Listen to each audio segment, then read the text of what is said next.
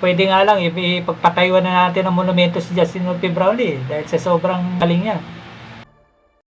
Barangay Ginebra panalo kontra Meralco Boats 104-103. Napakagandang laban na pinakita ng Barangay Ginebra. Talagang dikit na dikit talaga ang laban. Talagang rival na rival talaga ang Meralco Boats at Barangay Ginebra. Grabe pinakitang laro ni Justin Wolfe Brownlee. Talagang muli na naman niya inulit ang kanyang heroic 3-point shot. Sa pagkakataong ito, sinundan na naman ni Justin Wolfe Brownlee ng 3-point shot at sinabayan ulit siya ni Allen Durham. Napakalupit talaga ni Justin Wolfe Brownlee.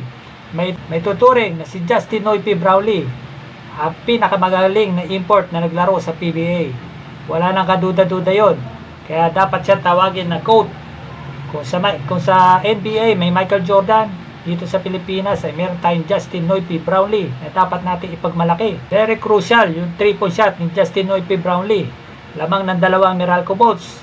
Dying seconds na lang, mga 10 seconds na lang natitira ng tinirahan ni Justin Wolfe Brownlee ng 3-point shot hanggang sa lumamang sila ng isa. Pinilit pa ng Meralco Boats na mag-set up play at nag-timeout agad. May nalalabibang 10.9 seconds in favor of Meralco sa kanilang bola. Pero sa ganda ng depensa ng Ginebra ay hindi na nakashoot ang Meralco Boats. Nakailang attempt siya. Tinirahan ni Cliff Hodge, ni Allen Durham, hanggang sa na-steal ni Justin Wolfe Brownlee at naubos na yung oras at itinanghal na panalo ang Barangay Ginebra kontra Meralco Boats. Talaga napakagandang laban ng Meralco Boats at Barangay Ginebra. Sulit na sulit ang mga binayad ng mga tao sa Araneta Coliseum. Talagang punong-puno. Talaga yung nakashoot ng 3 points si Justin Wolfe Brownlee. Talaga lahat ng tao ay talagang standing ovation. Talagang pinalalakpakan talaga si Justin Wolfe Brownlee.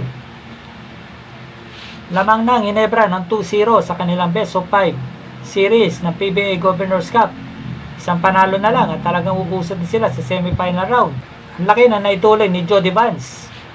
Imbis na si Japet Aguilar si Jody Vance ang pinasok ni Coach Tim Cone dahil kilalang-kilala ni Coach Tim Cone ng kakayahan ni Jody Vance pagdating sa depensa. Talagang hindi na nakashoot ang Meralco Boats at nanalo ang Barangay Ginebra. Isa rin sa maganda pinakita ng laro kanina ay si Scottie Thompson. Talagang very aggressive talaga si Scottie Thompson. Focus na focus siya sa kanyang laro. Kagandahan nito, hindi na gano'n nagdadala ng bola si Scottie Thompson dahil nandiyan na si RJ Barrientos na maganda rin ang nilaro kanina. Halos nakailang 3-point si RJ Barrientos. Kaya nakakapag-focus na si Scottie Thompson sa offensive play. Maganda adjustment ang ginawa ni Coach Tim Cone. At saka nakaganda rito yung 3-point shot ni Maverick Anmisi. Yun yung nagpalamang sa Barangay Ginebra hanggang sa lumamang ang Barangay Ginebra ng isa. First, second quarter ay hindi magandang laro ni Allen Durham.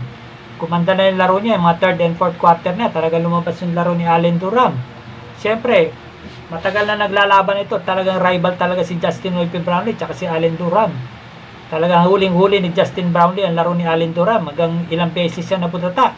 Talagang mapadepensa o opensa, talagang maasahan natin si Justin Wolfe Brownlee.